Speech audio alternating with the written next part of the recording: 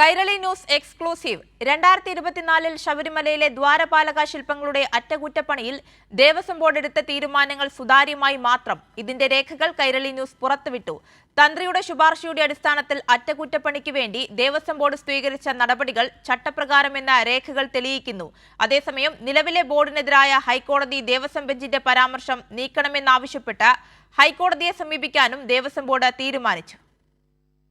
2019 ദ്വാരപാലക ശില്പങ്ങളിലെ അറ്റകുറ്റപ്പണിയുമായി ബന്ധപ്പെട്ടുണ്ടായ ക്രമക്കേട് 2024 ഉണ്ടായിട്ടുണ്ടെന്ന് ഹൈക്കോടതി ദേവസ്വം ബെഞ്ചിന്റെ പരാമർശം നിലവിലെ ഭരണസമിതിയെ സംശയത്തിന്റെ നിഴലിൽ എത്തിച്ചിരുന്നു.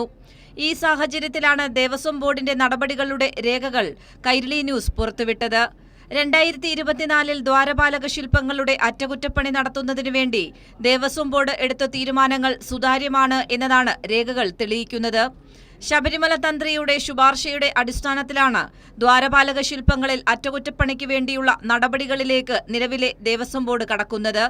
ആദ്യം ബോർഡ് എസ്റ്റിമേറ്റ് തയ്യാറാക്കാൻ ബന്ധപ്പെട്ടവരെ ചുമതലപ്പെടുത്തുന്നു. അത് രേഖകൾ വ്യക്തമാക്കുന്നുണ്ട്. എസ്റ്റിമേറ്റ് ഉൾപ്പെടെയുള്ള കാര്യങ്ങളിൽ അന്തിമ ധാരണയിലേക്ക് എത്തിയതിനു ശേഷം മാത്രമാണ് സ്പോൺസർഷിപ്പുമായി ബന്ധപ്പെട്ടുള്ള കാര്യങ്ങളിലേക്ക് ബോർഡ് കടക്കുന്നത്. ഉണ്ണികൃഷ്ണൻ പോറ്റിക്ക് 40 വർഷത്തെ സ്പോൺസർഷിപ്പ് ഉള്ളതിന്റെ രേഖകളും കൈരളി ന്യൂസ് പുറത്തുവിട്ടു.